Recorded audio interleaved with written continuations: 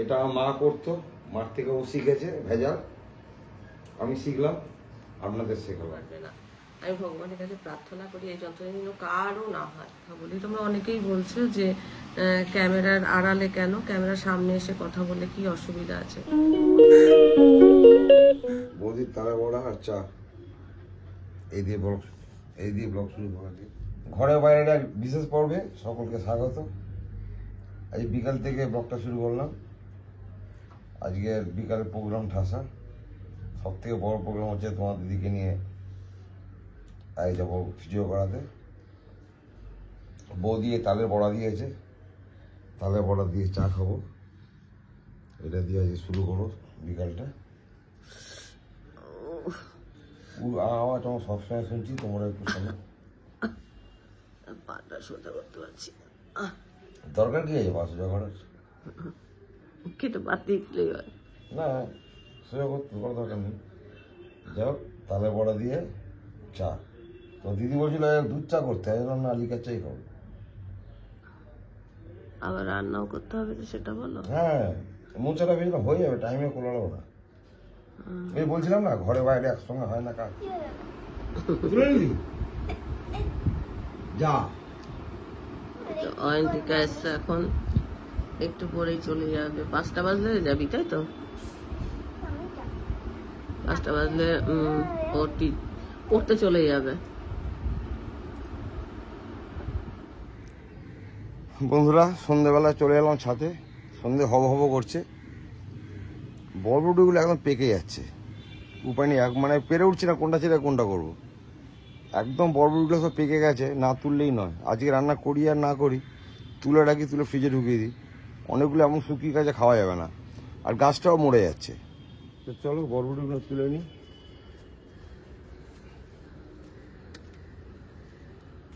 একদম পেকে গেছে, পুরো পেকে গেছে। রোজই ভাবছি, একদম সময় করে উঠতে পারছি না।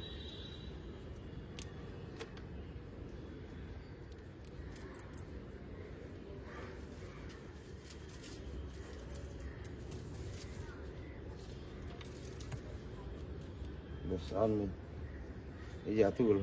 আজ সন্ধ্যাবেলা চলে এলাম, সকালে রান্না কমপ্লিট করতে পারিনি। আজকে খিচুড়ি করতে গিয়ে বড় নাকাটা জমানি খেয়েছি। 1:30টায় শুরু করেছি, 2:30 বেজে গেছে খিচুড়ি করতে গিয়ে।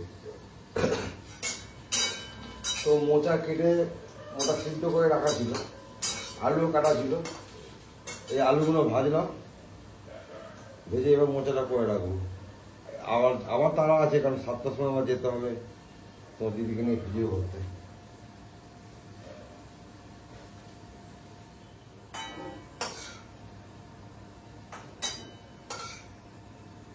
এবার কি দেবো গো ফোড়ন? তেজপাতা বলেছিল মনে আছে। হ্যাঁ, তেজপাতা, পাঁচ ফোড়ন দেবো। তেজপাতা দিয়ে দিয়েছি, 5 ফোড়ন দিয়ে দিলাম। এবার কি আদা, এই যে আদা এ কড়াই ছিল, বাটা ছিল। এর মধ্যে সব অর্ধেকের একটু বেশি আর কি, মানে 1 চামচ একটু কম কম করে দিয়ে দিচ্ছি। লঙ্কার গুঁড়ো, ধনিয়ার গুঁড়ো আর এই জিরের গুঁড়ো, মানে 1 চামচের থেকে অল্প কম করা যাবে না। এবারে কি দেবো? কেন কেন কি? আদা দিয়েছি, ধনের গুঁড়ো, জিরের গুঁড়ো, লঙ্কার গুঁড়ো, নুন হলুদ দেবো। হলুদ যা আছে কম আছে, দিয়ে দিলাম পুরো হলুদটাই।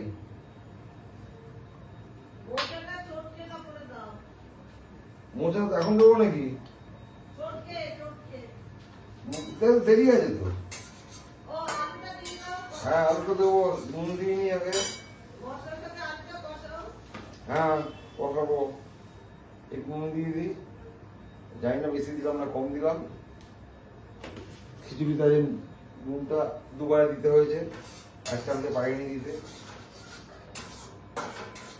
এবার আলু ভাজাটা এর মধ্যে দিয়ে দেবো। এর মধ্যে তেল যেটা লেগে গেছে সেটা নিয়ে নেবো টিপটার মতো। ডাইরেকশন দিয়েছে কি মোচাটাকে চটকাতে হবে। কি চটকাবো, সিদ্ধ করাই ছিল, এবার চটকাতে হবে। চটকানো হয়ে গেছে।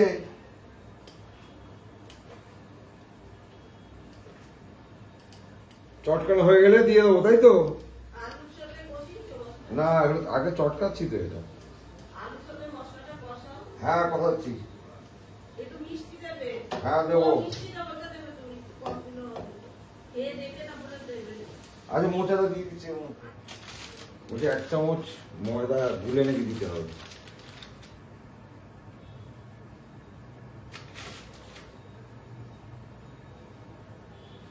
এবার 1 চামচ ময়দা আমি এর মধ্যে গুলে নিচ্ছি।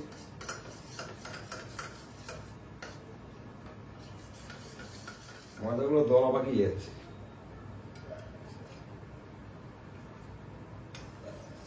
ময়দাটা গুলে নিয়েছি, নিয়ে এর মধ্যে দিয়ে দিলাম, দিয়ে আবার নাড়াচাড়া। ময়দা গুলে জল দিয়ে দিয়েছি। এবার একটা ভেজা শেখাচ্ছি। এর মধ্যে নারকেল করা ছিল, ওই নারকেল নাড়ু বানিয়েছিল কিছুটা, ওই মাখা কি বলে ওটাকে, ওটা ছিল ওটা। আর মা নাকি এটা দিত, আমি জানি না। তো এইটা দিয়ে ওর মধ্যে নারকেলের কাজটা হয়ে যাবে। এটা দিয়ে দিচ্ছি। এটাও একটু ফ্রিজে ছিল, শক্ত হয়ে গেছে।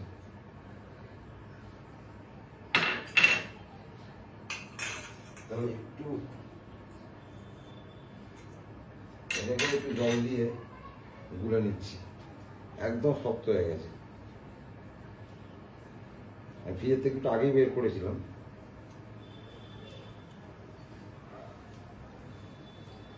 এটা মা করতো, মার থেকে ও শিখেছে ভেজাল, আমি শিখলাম, আপনাদের শেখালাম। এই নারকেলটা এখানে দিয়ে দিলাম, নারকেল কড়াটা করে ওটাতে মাখিয়ে নিলাম। হয়ে গেছে, রেডি হও।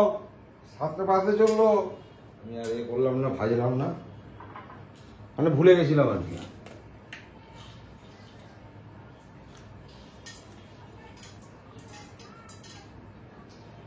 দিয়ে দিলাম 250 বাদামের মধ্যে মোটামুটি আজকে 150 খরচা হয়ে গেছে খিচুড়িতে আর মোচাতে।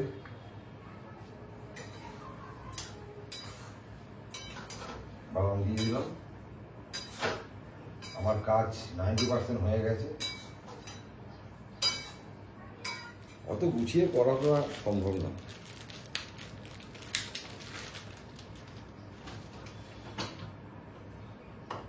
মানে আজকে বড় নাকানি জমি খেয়ে গেলাম। কালকে রবিবার ছিল, পুরো ফাঁকা ছিল, সারাদিন ধরে করেছি। আজকে যাওয়ার তারা, প্লাস ফিরে এসে সন্ধ্যেবেলা কোনো তারা ছিল। আজকে আবার ফ্রিজও নিয়ে যাওয়ার তারা। নুনটা একটু কম লাগছে, সামান্য নুন দিয়ে। যদিও রুটি দিয়ে খাওয়াবে এটা, ঘিটাও করে কম খাওয়া হচ্ছে না।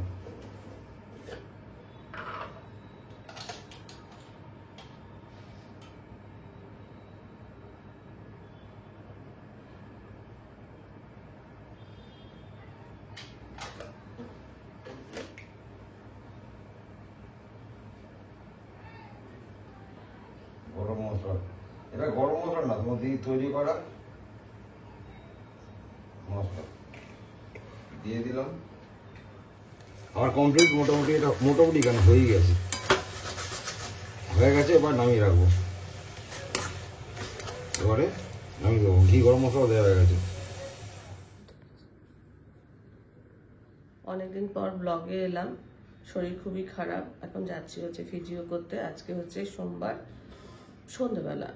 তো ওখানে গিয়ে মানে ফিজিও করতে গিয়ে আর ব্লগ কিছু করবো না, হাঁটতে একদমই পাচ্ছি না। কোনো রকমে দাঁড়িয়েছি। মানে আজকে কতদিন হলো, 5 দিন বোধহয়। 5 দিন ওষুধ খাচ্ছি, কিন্তু কোনো ইমপ্রুভ কিছু করেনি। যথেষ্ট ব্যথা আছে, মানে পাটা এই পাশ থেকে ওপাশ করতে পারছি না। আমার মেন মনে হয় পায়ে ব্যথা, আমার মনে হয়, কিন্তু ডাক্তারবাবু বলছেন যে না, ওটা স্পাইন থেকে হয়েছে। যেহেতু আমার মানে আমি বলছিলাম হাঁটু ব্যথা, কিন্তু আমি পাটা যেহেতু শুয়েও আমি এপাশ থেকে ওপাশ করতে পারছিলাম না। আমার এর আগেও অনেকবার হয়েছে এরকম, কখনো হামাগুড়ি দিয়ে চলেছি, হয়তো দাঁড়াতে পারিনি, পায়ে ভর দিতে পারিনি, এরকম বহুবার হয়েছে আমার। তো এবার হয়েছে মানে পাটা এই পাশ থেকে ওপাশ করতে পারছি না। এই পাশে যদি শুয়ে থাকি তাহলে যন্ত্রণা হচ্ছে, আর এই পাশ করতে গেলে মানে কেঁদে ফেলতে হচ্ছে, এরকম হচ্ছে। যাই হোক, এখন ফিজিও করতে যাচ্ছি। দেখা যাক, 15 দিন ফিজিও করার কথা আজকে থেকে চালু হলো। ফিজিও করার আমাদের ঘুরতে যাওয়ারও কথা ছিল, বলেছেন? না, বলা হয়নি। আমাদের ঘুরতে যাওয়ারও কথা ছিল উড়িষ্যায়, সেটা 20 তারিখে সব ক্যান্সেল করা হলো। যেহেতু আমার ফিজিও চলবে এখন বেশ কিছুদিন, আর আমাকে ডাক্তারবাবু একদম রেস্টে থাকতে বলেছেন, যার জন্য মানে আমি কোনো কাজই করছি না। আমার কর্তা পুরো সংসারটা সামলাচ্ছে। তো আমার কর্তার জন্য একটা অবশ্যই লাইট দিও। এরকম ভাবে হাঁটতে হচ্ছে, মানে সিঁড়ি দিয়ে নামতে হচ্ছে, ধরে ধরে, তাও এই পাটাতে একদম ভর দিতে পারছি না।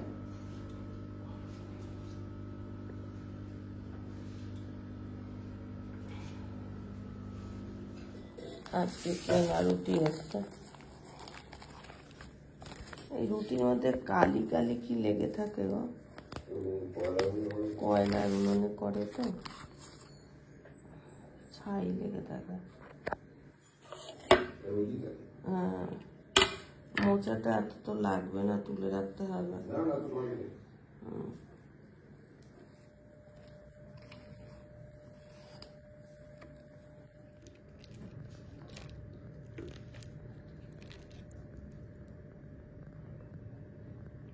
দাদার রান্না তোমরা একটু চেখে দেখো, এরকম দেখেই চাখতে হবে।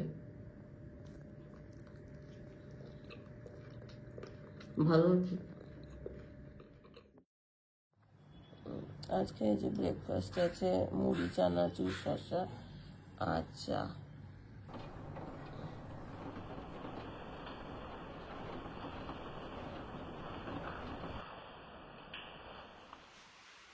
Good morning. দেখো, এখন বাইরে বৃষ্টি হচ্ছে, বেশ বৃষ্টি হচ্ছে। স্নান টান সেরে এসেছি, এসে একটু মনে মনে ভাবলাম তোমাদের সাথে কথা বলি। তোমরা কমেন্ট বক্সে অনেকেই লিখেছো যে ক্যামেরার সামনে কেন আসছি না। আসলে কি জানো তো, মানে এই যন্ত্রণা যার না হয়েছে সে বুঝতে পারবে না। আমি ভগবানের কাছে প্রার্থনা করি এই যন্ত্রণা যেন কারও না হয়। হ্যাঁ, তো ডাক্তারবাবু তো আমাকে 1 নম্বর বেড রেস্টে থাকতেই বলেছেন। আমি সেই ক্ষেত্রে নিয়ে আর কি উঠে বসে কথা বলছি বা কিছু। আমি, তোমরা এর আগেও ব্লগে আমি কয়েকবার বলেছি যে আমার শরীর খারাপ। তোমরা অনেকে বলেছো শরীর খারাপ, একটু রেস্ট নিন দিদি। এখন মানে একটু রেস্ট নিলে হয়তো ঠিক হবে। তো কাজ তো করতেই হয়, যতক্ষণ না মানুষ বিছানায় একেবারে পড়ে যায় ততক্ষণ পর্যন্ত মানুষ চেষ্টা করে কাজ করবার। আমারও তাই হয়েছে, কাজ করবার চেষ্টা করেছি। এবার ব্যথা নিয়ে নিয়ে কাজ করেছি। ব্লগ তো তোমরা বলছিলে যে অনেক লেটে লেটে আসে, কেননা আমি এডিট করতে পারছিলাম না। শরীর খারাপ থাকলে যে কোনো মানুষ পারে না, অনেক কাজ ইচ্ছা থাকলেও হয় না। আমার হয়তো অনেক ইচ্ছা হচ্ছে আজকে অনেক DIY কাজ করব, কি রান্নার ভিডিও শ্যুট করবো, কিন্তু আমার ক্ষমতা নেই। তো যাই হোক, সেই সব কথা পরে আমি বলছি আর কি। আমার মানে আমি যেদিন থেকে তোমাদের দাদা ব্লগ করছে তার 2-3 দিন আগে থেকে আমি রীতিমতো কন্টিনিউ কেঁদেছি। কাঁদতে কাঁদতে মানে আমার চোখ টোক ফুলে গেছে, মুখ চোখের অবস্থা খুবই খারাপ। তারপরে মানে আমি তো ওষুধ খাচ্ছিলাম, সৌম্যজ্যোতি বাসুর ওষুধ খাচ্ছিলাম। আমার মনে হচ্ছিল আমার স্পাইন থেকেই হচ্ছে, সেই হিসাবে আমি ওষুধটা চালুই করেছিলাম। তো ব্যথার ওষুধও ছিল তার মধ্যে, 10 দিন ব্যথার ওষুধ ছিল। যখন ব্যথার ওষুধটা ছিল যেই 10 দিন, সেই 10 দিন আমি মানে কাজ করেছি, আমি মালুম হয়নি আমার। ব্যথা ছিল, হালকা কাজ করেছি, সব রকম শিলে বেটে মশলা করে আমি রান্নার ভিডিও শ্যুট করেছি। একদিনে 2-3টে রান্নার ভিডিও শ্যুট করে একবারে রেখেও দিয়েছিলাম। তো এইরকমভাবেই আমি করছিলাম। যেই না ব্যথার ওষুধটা আমার শেষ হয়েছে, যেদিন শেষ হয়েছে তার পরদিন সকাল থেকে আমার মানে ব্যথার ওষুধটা খাইনি, আমার কান্না শুরু হয়েছে। আমার পাটা, আমি শুয়ে আছি, আমার বাঁ সাইডে বা পাটাতে হয়েছে। আমার মনে হচ্ছে আমার হাঁটুতে ব্যথা, প্রচুর শেক দিচ্ছি। তারপরে রেস্ট আমি বলে দিয়েছি, আমি রেস্ট না দিলে আমি মানে আর কাজ করতে পারবো না। তো দুদিন কিন্তু অফ ক্যামেরায় দাদা অনেক কাজ করেছে, সেগুলো আর শেয়ার করা হয়নি। আর তারপরে আমি দুদিন পর আর কি যখন ডাক্তারদের কাছে যাচ্ছি তখন আমি বললাম যে তাহলে তুমি একটুখানি শ্যুট করো। আর তার আগে আমি দুদিন রীতিমতো মানে কেঁদেছি। আমি বলছি আমাকে ইঞ্জেকশন দাও, আর আমি আর এই যন্ত্রণা সহ্য করতে পারছি না। স্পাইনের যন্ত্রণা যে কী যন্ত্রণা, যার না হয়েছে সে একদম বুঝতেই পারবে না। মানে আমার একটা মানুষ, তুমি ভাবো না যে তার স্বামী কাজ করছে, যে এতটা ঘর দোর গুছিয়ে পরিপাটি করে রাখার চেষ্টা করে, তার স্বামী কাজ করছে, এলোমেলো সংসার হয়ে আছে, সে কি শুয়ে থাকতে পারে? কিন্তু শুয়ে থাকতে হচ্ছে।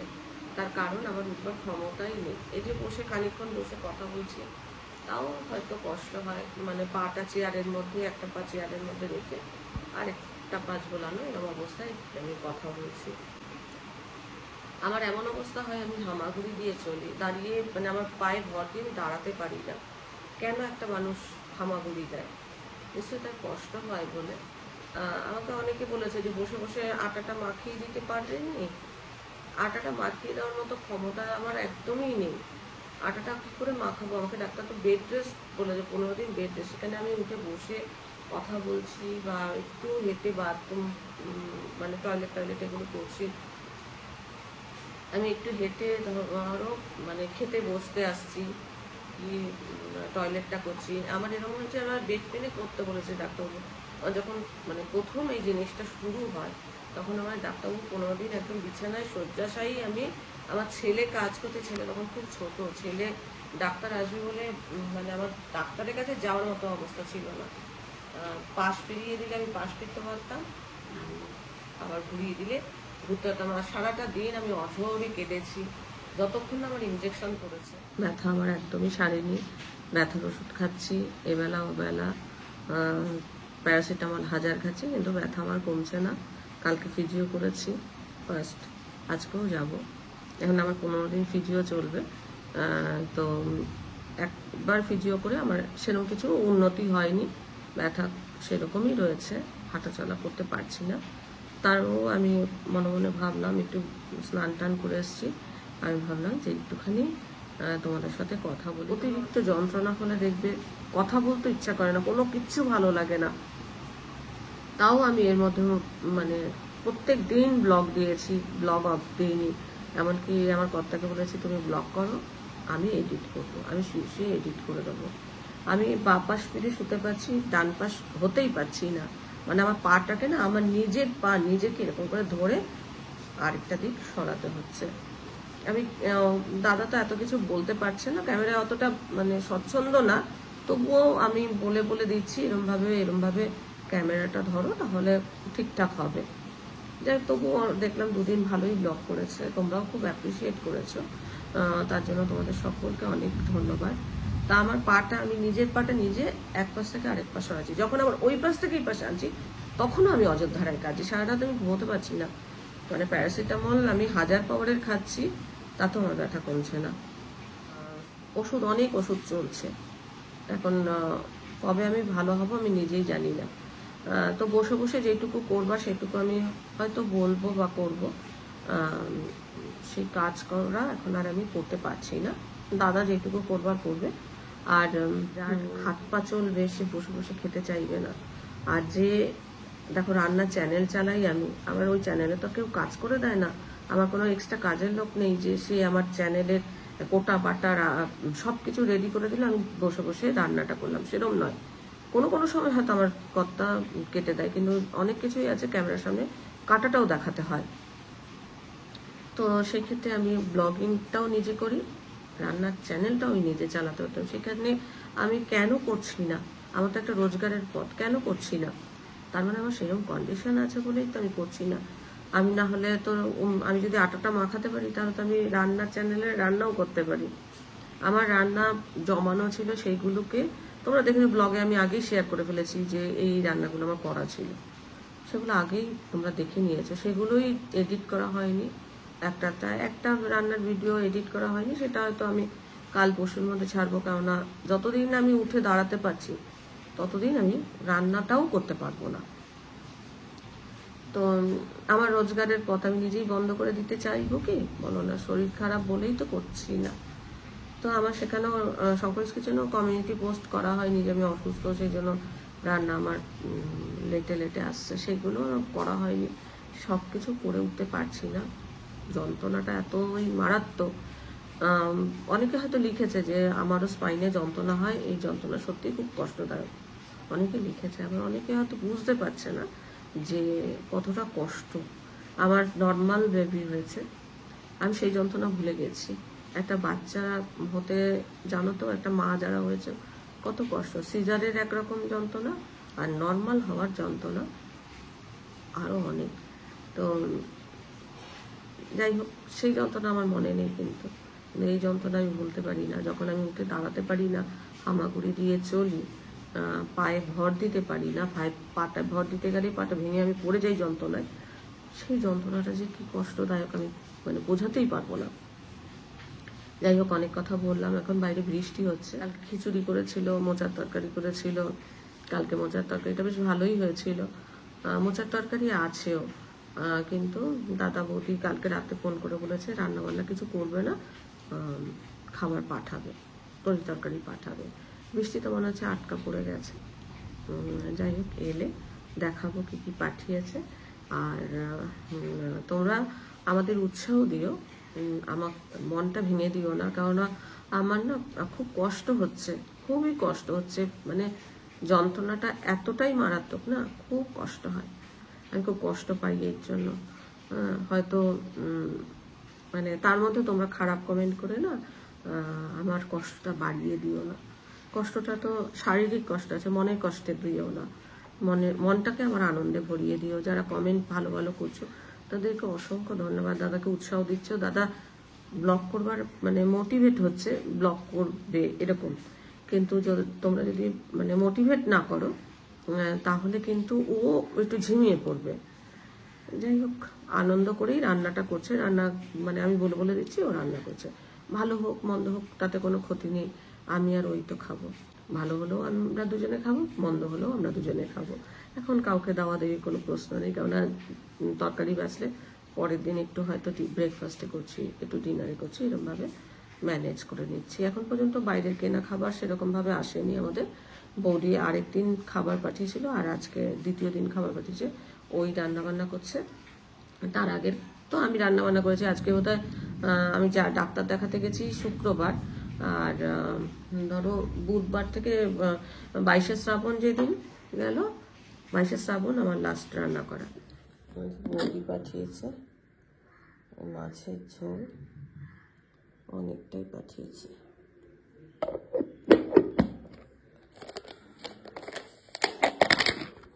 আর এটা পোস্ত মনে হচ্ছে, কাঁচকলা আলু বোধহয় পোস্ত। 1:45 বাজে, তো এখন লাঞ্চটা সারবো। আর দেখেই নিয়েছো আজকের লাঞ্চের মেনু কি। আমি নিজে কিছু রান্না আমার কর্তার কিছু রান্না করতে হয়নি, এটা বৌদির বাড়ি থেকেই এসছে। তো চলো, আজকের ব্লগটা আমি এখানে শেষ করছি। ব্লগটা দেখে ভালো লাগলে অবশ্যই একটা লাইক দিও, প্রচুর প্রচুর শেয়ার করো। আমার চ্যানেলটা ভালো লাগলে অবশ্যই সাবস্ক্রাইব করে নিও। আজকের পর্বটা আমি এখানেই শেষ করছি। দেখা হবে নতুন একটা পর্ব নিয়ে, নতুন কিছু নিয়ে। ততক্ষণের জন্য টাটা।